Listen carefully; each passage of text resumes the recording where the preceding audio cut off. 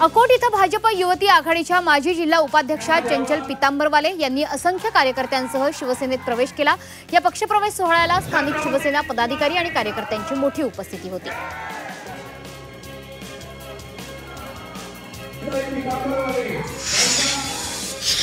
शरद पवार आज अकोल्याच्या दौऱ्यावर आहेत। कान्हेरी सरप इथं ते शेतकऱ्यांशी संवाद साधून त्यांच्या समस्या जाणून घेणार आहेत। या कार्यक्रमाला आमदार रोहित पवार यांच्यासह स्थानिक नेते कार्यकर्ते मोठ्या संख्येने उपस्थित आहेत।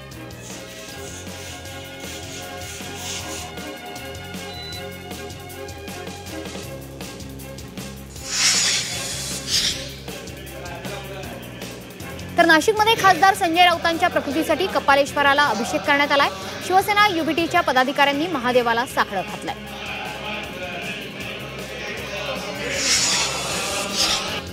वाशिम कृषी उत्पन्न बाजार समितीत सोयाबीनला 8,500चा उच्चांकी दर मिळालाय। अवघ्या एका दिवसातच या वाणाच्या दरात 1200ची झपाट्यानं वाढ झाल्याचं आकडेवारीतून स्पष्ट झालंय।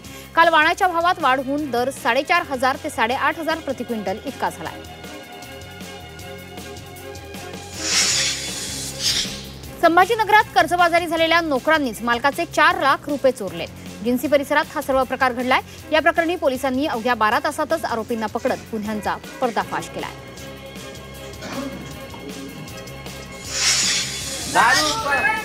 परभणीच्या चुडावा पोलीस ठाण्यावर महिलांनी दारूबंदीसाठी मोर्चा काढलाय। दारूमुळे अनेकांचे संसार उद्ध्वस्त झाले।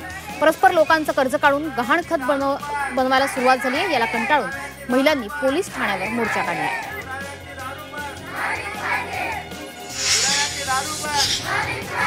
संभाजीनगरमधील शिवाजीनगर भुयारी मार्ग आज आणि उद्या बंद राहणार आहे। यामुळे वाहतुकीसाठी पर्यायी मार्गाची व्यवस्था करण्यात आली आहे। देवळाई चौक ते गोदावरी टी मार्गे संग्रामनगर रेल्वे स्टेशन, महात्मा गांधी आश्रम चौक, सूतगिरणी चौक मार्गे शहानूर मिया दर्गाकडून वाहनं जाऊ शकतील।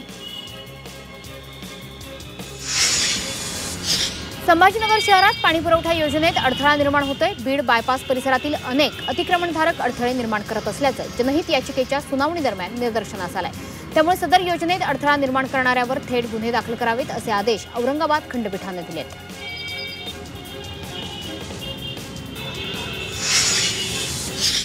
नाशिक छत्रपती संभाजीनगर राज्यमार्गावरील विंचूर इथे खड्ड्यांमुळे व्यावसायिकाचा मृत्यू झालाय। नाशिकच्या दिशेने प्रवास करत असताना दुचाकी रस्त्यावरच्या खोल खड्ड्यात अडकली। त्यामुळे तरुण दुचाकीसह 10 ते 15 फूट अंतरावर फेकला गेला। या घटनेनंतर रस्ता दुरुस्तीची मागणी होते।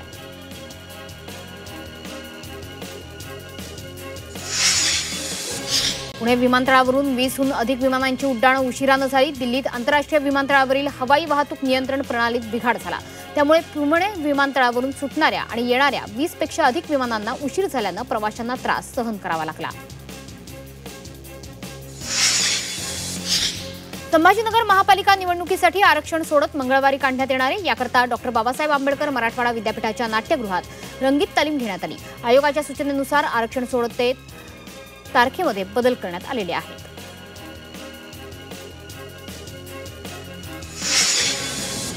संभाजीनगरमधील डॉ. बाबासाहेब आंबेडकर मराठवाडा विद्यापीठातील प्राध्यापकांच्या 73 जागांसाठी अर्ज भरण्याकरता मुदतवाढ देण्यात आली आहे। आता 18 नोव्हेंबरपर्यंत अर्ज भरता येणार आहे। 4 अधिष्ठातांसह संवैधानिक अधिकाऱ्यांच्या एकूण 8 जागांकरता अर्ज मागवण्यास व्यवस्थापन परिषदेने मान्यता दिली आहे। तसंच विद्यार्थ्यांना सुद्धा पदवी घेण्यासाठी विलंब झाल्यास आकारण्यात येणाऱ्या अतिरिक्त शुल्कापासून दिलासा मिळाला आहे।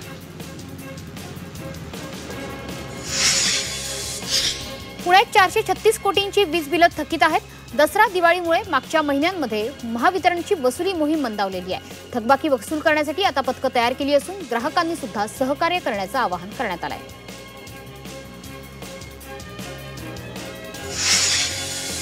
भिवंडीवर धुक्याची चादर पसरली आहे। सकाळच्या वेळेस भिवंडी धुक्यातून हरवल्याचं दिसून येत आहे। त्यामुळे नागरिकांना गुलाबी थंडीची चाहूल लागली आहे। धुक्यामुळे सकाळी लवकर सूर्योदय होऊन सुद्धा सूर्यदर्शन होण्याकरता सकाळचे 9 वाजतायत।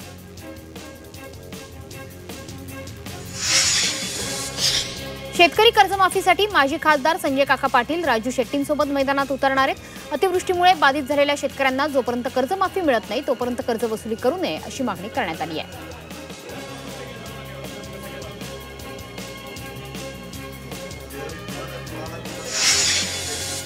राष्ट्रवादीच्या प्रवक्त्या रुपाली ठोंबरे यांना पक्षानं शिस्तभंगाची नोटीस बजावली आहे। या नोटीसीला 7 दिवसात उत्तर देणं अपेक्षित असल्याचं नोटीसीमध्ये म्हटलंय। रुपाली चाकणकरांवरची टीका ठोंबरेंना चांगलीच महागात पडली आहे।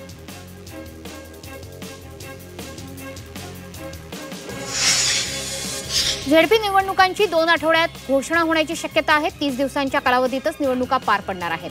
महापालिका निवडणुका सुद्धा 20 जानेवारीपूर्वी उरकणार असल्यामुळे निवडणूक आयोगाकडून तयारी सुरू करण्यात आली आहे।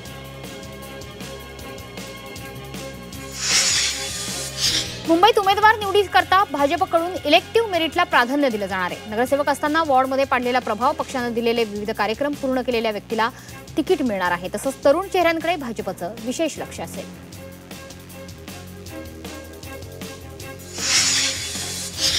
एशियाटिक सोसायटीची निवडणूक अनिश्चित काळासाठी पुढे ढकलण्यात आली आहे। मतदार याद्या अद्ययावत केल्यानंतरच निवडणूक होणार आहे। व्यवस्थापन समितीच्या तातडीच्या बैठकीत हा निर्णय घेण्यात आला।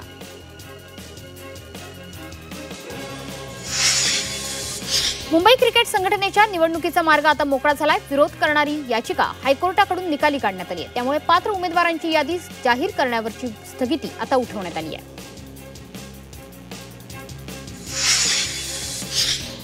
नाताळ आणि नववर्षांसाठी विमान तिकिटांचं बुकिंग सुरू झालेलं आहे। देशातील आणि विदेशातील लोकप्रिय पर्यटन स्थळांच्या रिटर्न तिकिटांचे विमान प्रवासाचे दर बघितले तर ते दोन्ही जवळपास एकसारखेच असल्याचं दिसून येत आहे। त्यामुळे पर्यटन हंगामात देशातील विमानांवरचा भार आता वाढण्यात आला आहे। छठपूजेनिमित्त पुण्याहून बिहारसाठी विशेष रेल्वे गाड्यांची व्यवस्था करण्यात आली आहे। आजपासून 10 जून दरम्यान हडपसर ते दानापूर अशा 3 विशेष रेल्वे गाड्या धावणार असल्याची माहिती रेल्वे विभागानं दिली आहे। सांगलीत प्रति किलो बेदाण्याला 410 रुपयांचा उच्चांकी भाव मिळाला आहे। बेदाण्याची आवक कमी झाली असली तरी सुद्धा बेदाण्याला सरासरी 300 ते 400 रुपयांचा भाव मिळतोय। त्यामुळे शेतकऱ्यांमध्ये आनंदाचं वातावरण आहे। नाशिक जिल्ह्यात 3000 हेक्टरवर रब्बी पेरणी पूर्ण झाली आहे। मागच्या वर्षीच्या तुलनेत अतिशय कमी प्रमाणात पेरणी झाली आहे। अवकाळी पाऊस आणि खराब हवामानामुळे पेरणीवर परिणाम झाला होता। यंदा उत्पादनात घट होणार असल्यानं शेतकऱ्यांमध्ये चिंतेचं वातावरण आहे। राज्यात सध्या पावसाची शक्यता नाही। काही भागात ढगाळ वातावरण राहील, मात्र पावसाची शक्यता फारशी नाही। ढगाळ वातावरणामुळे काही प्रमाणात उकाडा सुद्धा जाणवेल।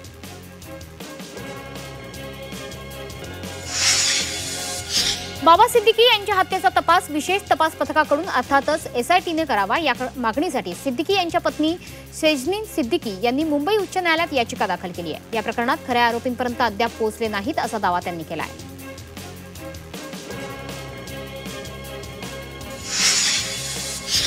उल्हासनगरात 2 तरुणांनी दुकानदाराला बोलण्यात गुंतवून गल्ल्यातील 4000ची रोकड चोरी केली। हा सर्व प्रकार सीसीटीव्हीत चित्रित झाला। या तरुणांनी अशाच प्रकारे शहरात अनेक दुकानांमध्ये चोरी केल्याचं समोर आलंय।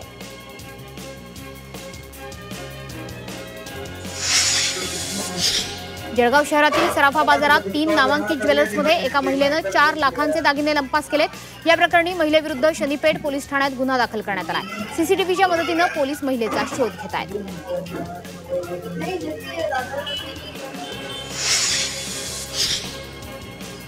निम्म्या नाशिक शहराचा आज पाणी पुरवठा बंद राहणार आहे। तुळशीच्या कामासाठी निम्म्या शहराचा पाणी पुरवठा बंद राहील, तर उद्या रविवारी कमी दाबानं पाणी पुरवठा होणार आहे। शहरातील नवीन नाशिक, सिडको, नाशिक रोड आणि नाशिक पूर्व विभागातील परिसरात आज पाणी पुरवठा बंद असेल।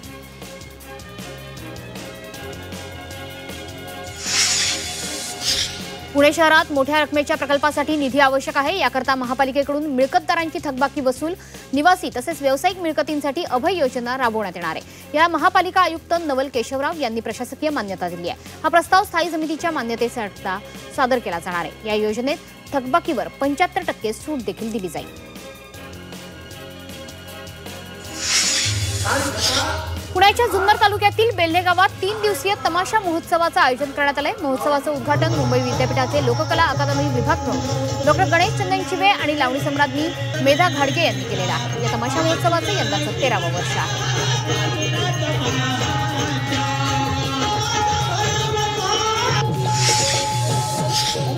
जळगाव शहरातील सराफा बाजारात 3 नामांकित ज्वेलर्समध्ये एका महिलेनं 4 लाखांचे दागिने लंपास केलेत। या प्रकरणी महिलेविरुद्ध शनीपेठ पोलीस ठाण्यात गुन्हा दाखल करण्यात आलाय। सीसीटीव्हीच्या मदतीनं पोलीस महिलेचा शोध घेत आहेत।